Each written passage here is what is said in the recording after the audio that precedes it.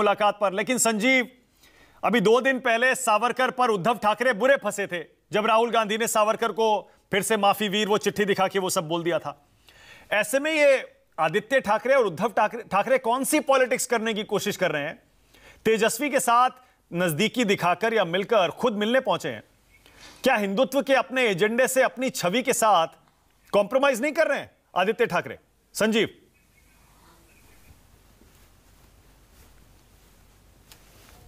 Fellow जैसे कहते हैं ना कि अलग अलग विचारधारा के लोग भी साथ में आ सकते हैं। राजनीति चीज ही ऐसी है और अभी की मौजूदा राजनीति में एक पेच फंसे हुए हैं कई। सावरकर की जो आपने बात की मानक, वो एक मुद्दा है। संजय राउत भी बोले राहुल गांधी के बयान के खिलाफ, और शिवसेना और महाराष्ट्र में सावरकर की एक जगह है।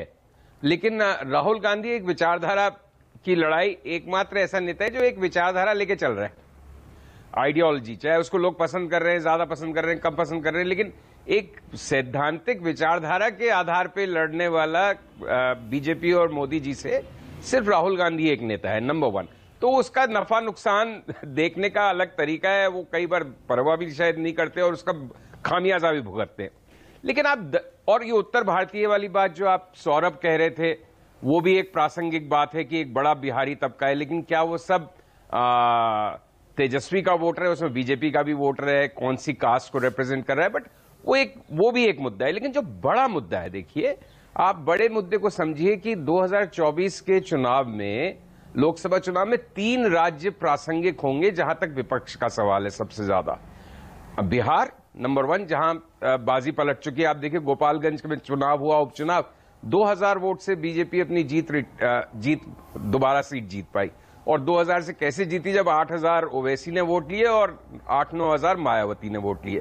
तो बिहार में चुनाव फंस गया है 2024 का लोकसभा चुनाव। और दूसरी जो दो स्टेट्स हैं जहां विपक्ष की बहुत एक रणनीति जिन पे टिकी होगी, वो है महाराष्ट्र और पश्चिम बंगाल।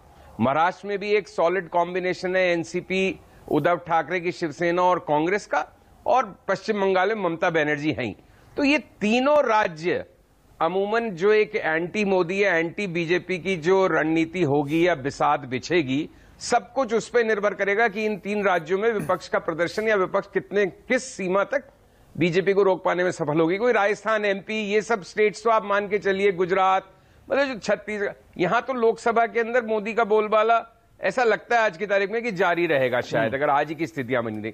तो ये 3 स्टेट्स में क्या राजनीति बने, उसमें आदित्य ठाकरे और तेजस्वी यादव बहुत ही अहम भूमिका निभाएंगे। आदित्य ठाकरे शिवसेना को रिप्रेजेंट कर रहे हैं, उद्धव ठाकरे वाली, और तेजस्वी पूरा एक नॉन बीजेपी ब्लॉक को बिहार में रिप्रेजेंट करते हैं, और फिर वो नीतीश कुमार से भी मिले। तो मैं इस बैठक को उस नजरिए से देख रहा हूं कि इन तीनों राज्यों के लिए जो विपक्षी बिसात बिछेगी, उसकी शायद ये शुरुआती वो कड़ी है जो सबके सामने आई है सार्वजनिक रूप से। पर्दे के पीछे तो बातें चल ही रही होंगी, टेलीफोन के वायर्स तो गर्म हो ही रहे होंगे, और दूसरे संदेश वाहकों के जरिए। तो ये है। All right.